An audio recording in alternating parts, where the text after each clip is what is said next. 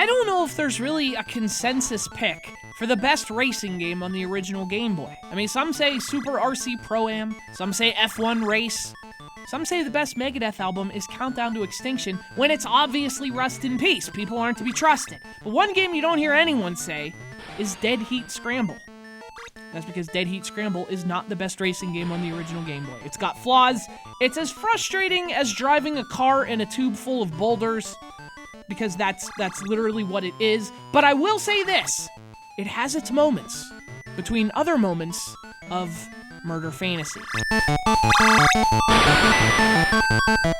So it's called Dead Heat Scramble. It's a top-down racing game, but it has a gimmick that's kind of similar to F-Zero. The entire race takes place in a tube.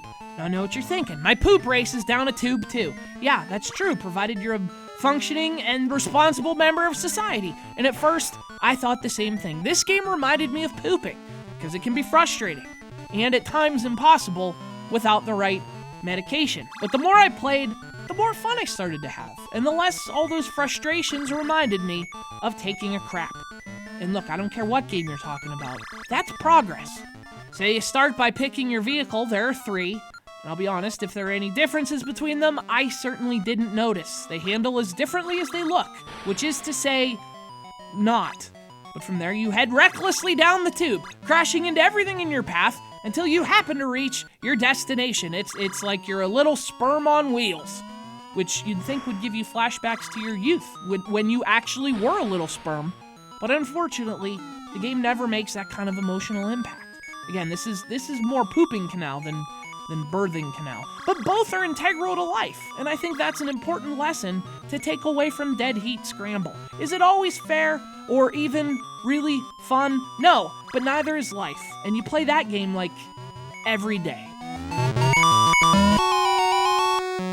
Now the race is actually one long tube, and it's divided into sections by checkpoints. And I'll be honest, those checkpoints are a pain in the f***ing ass to get to, which is actually fitting since this complex jumbled tube looks a lot like your small intestine. See, this whole game is a metaphor for life.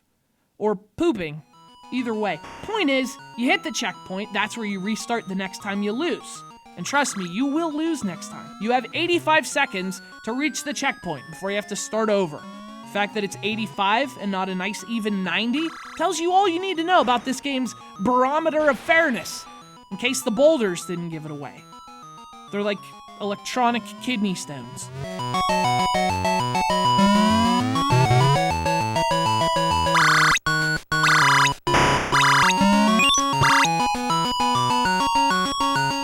So, now that I think about it, up to this point, I've been mostly complaining. I realize that. That's because this game is, again, incredibly frustrating at times. You can only see about 3 pixels in front of your vehicle, which means you have about 0.3 of a second to steer around obstacles, which is for the most part impossible anyway. So most of the time, you just try to jump over things. That's the gameplay. Drive around recklessly and try to jump over everything you see. I mean, otherwise you'd have to memorize the placement of the obstacles, but that's kind of tough to do when everything looks exactly the same. You don't really have any frame of reference, you know? Oh, this nondescript turn has the barrier and boulder combo pack. I thought it was the other one. Of course, the other thing is that with a little luck, you can beat this crap easy. If you get the right power-ups, especially the one that freezes the clock in particular, suddenly, oh, now you win with ease. That power-up's like an electronic laxative. And you know, there are other annoyances. The mechanics are really loose and drifty. It's not a very tight controlling game. You know, you're kind of sliding all over the place. And again, everything looks the same, and that's super boring. But even through all that, somehow, eventually I started to enjoy this game. Kind of. For a little while. Before all the repetition and the frustration eventually made me realize I do have better things to do. I'm not dead yet. This is a racing game where you drive through cars and nothing happens. But just as in life, once in a while, you just have to break some rules. A big thanks to our good pal Corey from Nashville, Tennessee, for sending this to the show. It's Dead Heat Scramble.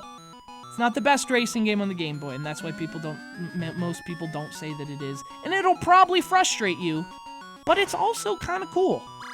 And besides, why not, right? It's not like you have anything better to do.